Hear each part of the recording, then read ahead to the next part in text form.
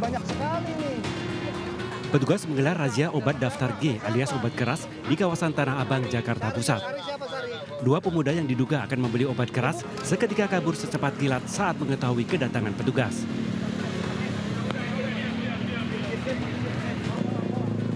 Salah seorang pemuda akhirnya kembali ke lokasi lantaran kabur tanpa membawa motornya. Namun lantaran tak ditemukan barang bukti setelah digeledah, pemuda tersebut akhirnya diizinkan pulang. Sejumlah lapak kaki lima penjual obat tak luput di razia petugas. Hasilnya petugas mendapati banyaknya obat keras dari berbagai merek yang dijual pedagang. Magic Jar bukan tempat nasi. Selain disembunyikan di dalam kantong kresek, pedagang yang merupakan emak-emak ini juga menyembunyikan obat keras di dalam panci penanak nasi multifungsi. Kapolsek Tanah Abang Kompol Haris Ahmad Basuki mengamankan 10 pedagang yang kebanyakan lansia dengan 1 orang diantaranya masih di bawah umur.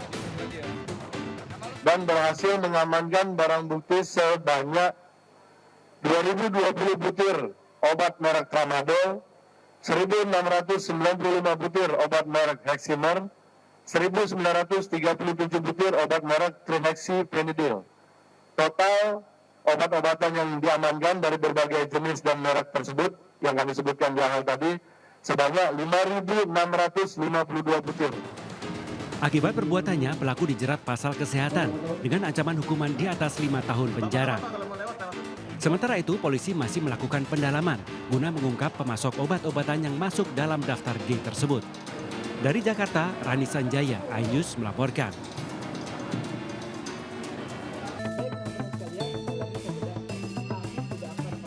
Badan Penyelenggara Jaminan Produk Halal (BPJPH) bersama dengan Badan Pengawas Obat dan Makanan atau BPOM menemukan 9 olahan makanan mengandung porsin atau babi. 7 di antara 9 produk tersebut sudah bersertifikat halal. Temuan ini berdasarkan hasil pengujian laboratorium terhadap parameter uji DNA atau peptida spesifik porsin.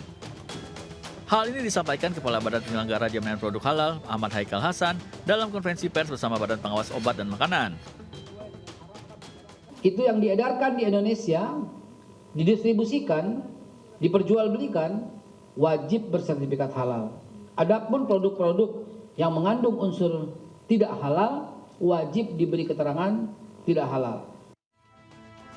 Atas temuan ini, BPJPH langsung melayangkan surat pemanggilan kepada produsen atau distributor untuk melayangkan penarikan produknya dari peredaran.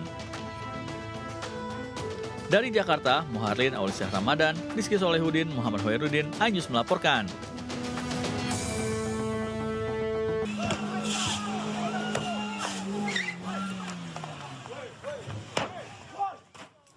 Dengan brutal, belasan anggota debt collector atau penagih hutang ini merusak mobil di halaman kantor Polsek Bukit Raya, Pekanbaru Riau.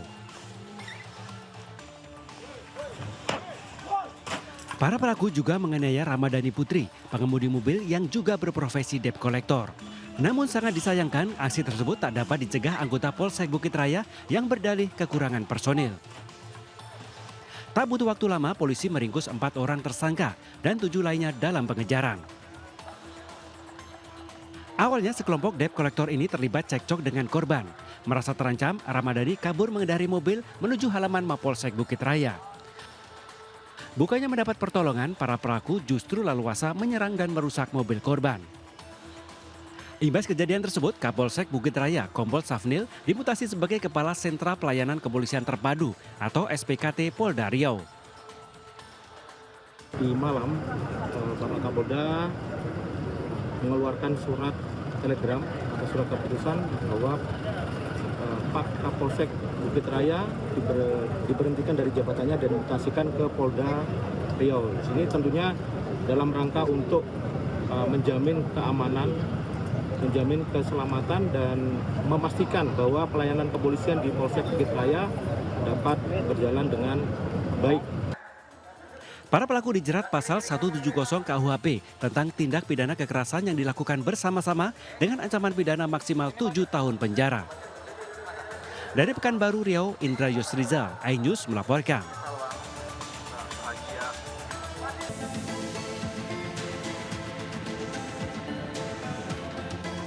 Kepolisian Resort Garut, Jawa Barat kembali menerima laporan dari 3 orang korban kasus pelecehan seksual yang diduga dilakukan oknum dokter kandungan berinisial MFS yang sudah ditetapkan sebagai tersangka. Dengan adanya laporan dari 3 korban ini, maka secara keseluruhan jumlah korban pelecehan seksual oknum dokter kandungan tersebut menjadi 5 orang. Kelima orang korban sudah dimintai keterangan dan menjalani pemeriksaan mulai dari psikologis hingga visum. Dari keterangan korban, mereka menjadi korban pelecehan pada tahun 2024, di mana para korban sebagai pasien kandungan diiming-imingi pemeriksaan USG kedua secara gratis. Pihak Polres Garut kini terus mendalami motif yang dilakukan oleh tersangka. Hingga saat ini, Polres Garut masih membuka posko aduan terkait pelecehan seksual yang diduga dilakukan oknum dokter kandungan MFS.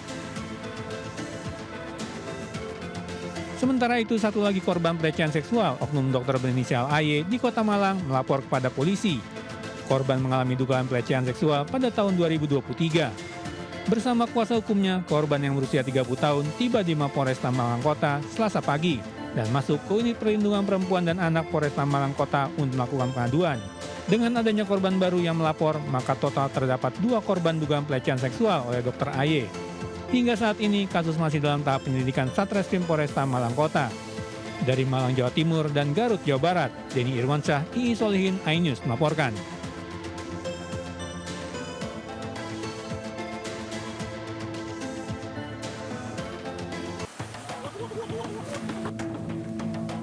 Inilah suasana dapur penyedia makan bergizi gratis yang diduga menjadi penyebab puluhan pelajar SMP dan SMA di Cianjur, Jawa Barat mengalami keracunan massal. Pasca terjadinya keracunan massal, dapur penyedia makan bergizi gratis di Desa Limbangan Sari, Cianjur, Jawa Barat nampak sepi tanpa adanya aktivitas di dalamnya.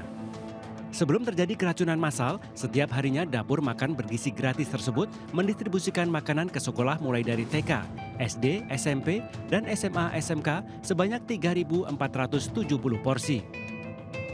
Menurut Ketua Satuan Pelayanan Pemenuhan Gizi (SPPG), sebelum dilakukan pendistribusian ke setiap sekolah, ada tim ahli gizi melakukan quality control dan uji makanan. Kita selalu melalui yang namanya quality control, itu oleh ahli gizi kita. Setelah makanan dimasak, diolah, kita uji layak.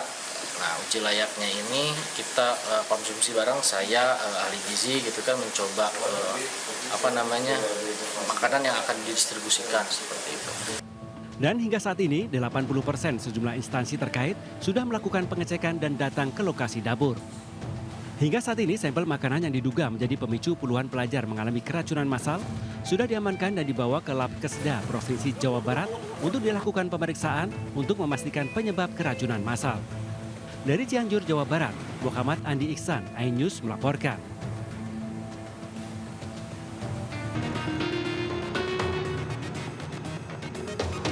Seorang publik figur kembali tersandung kasus narkoba. Satuan Reserse Narkoba Polres Metro Jakarta Barat mengamankan pemain film berinisial FA yang diduga merupakan Fahri Albar akibat penyalahgunaan narkoba. FA ditangkap di rumahnya di kawasan Jakarta Selatan pada tanggal 20 April dengan sejumlah barang yang diduga mengandung narkotika. Kasat Reskrim Narkoba Polres Metro Jakarta Barat Kompol Fernal Armando Sambo membenarkan perihal penangkapan publik figur tersebut. Kami mengkonfirmasi bahwa telah mengamankan seorang pria inisial FA yang bersangkutan adalah seorang public figure. Untuk jenis narkotika sedang kita dalami, nanti untuk lebih jelasnya akan disampaikan oleh Humas. Ya. FA kini masih menjalani pemeriksaan oleh tim dari Unit 1 termasuk jenis narkotika yang digunakan terduga pelaku. Sebelumnya, FA pernah terjerat kasus narkoba tahun 2018 dengan barang bukti sabu, pil dumolit, dan juga ganja. Dari Jakarta, Miftahul Gani, iNews melaporkan.